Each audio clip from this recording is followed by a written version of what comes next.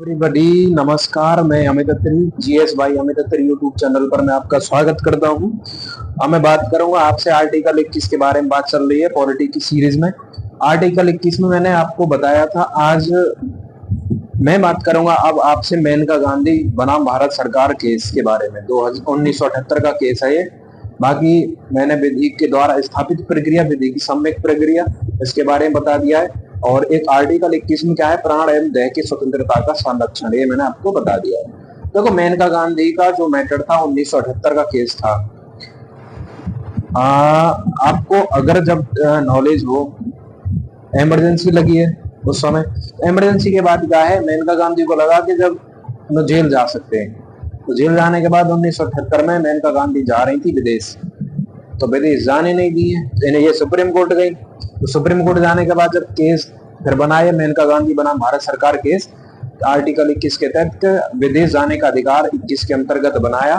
और supreme court ने कहा कि विदेश जाने का अधिकार है। तो विधायिका का कार्यपालिका दोनों ही जीवन के किसी को अधिकार से वंचित नहीं कर सकती है। सुप्रीम कोर्ट के द्वारा कहा गया है, विधायिका का कार्यपालिका दोनों ही जीवन के किसी को अधिकार से वंचित नहीं कर सकती है। तो अनुच्छेद 21 के तहत जीवन और व्यक्तिगत स्वतंत्रता से व्यक्ति को जस्ट फेयर रीजनेबल जेएफआर विधि के माध्यम से ही वंचित किया जा सकता है। अनुच्छेद 14 और अनुच्छेद 19 को ध्यान में रखते हुए मेनका गांधी केस जो अनुच्छेद 21 के तहत विधि द्वारा स्थापित प्रक्रिया और विधि की उचित प्रक्रिया दोनों का वर्णन है। अब उसके बाद है मरने का अधिकार। मरने का जो अधिकार है, ठीक है, मरने का अधिकार, इसमें फिर इच्छा मृत्यु की मांग की थी। एक केस था, उसमें इच्छा मृत्यु की मांग की गई, तो उसमें अधित्याग का सिद्धांत देते हुए सुप्रीम कोर्ट ने अधित्याग क्या मतलब है, मौलिक जो मौलिक अधिकार हैं, उन्हें अपनी मर्जी से अधिकारों का त्याग नहीं कर सकते हैं, मौलिक अधिकारों को त्याग नहीं सकते हैं, यही अधित्याग का सिद्धांत है। उसके बाद एक अरुणा शानबाग केस आया 2011 का। इन्होंने जो सुप्रीम कोर्ट में है, भारत में निष्क्रिय इच्छा मृत्यु को वैध माना। अरुणा शानबाग केस 2011 का सुप्रीम कोर्ट ने जो निष्क्रिय इच्छा मृत्यु है उसको वैध माना, तो सक्रिय इच्छा मृत्यु को वैध माना गया।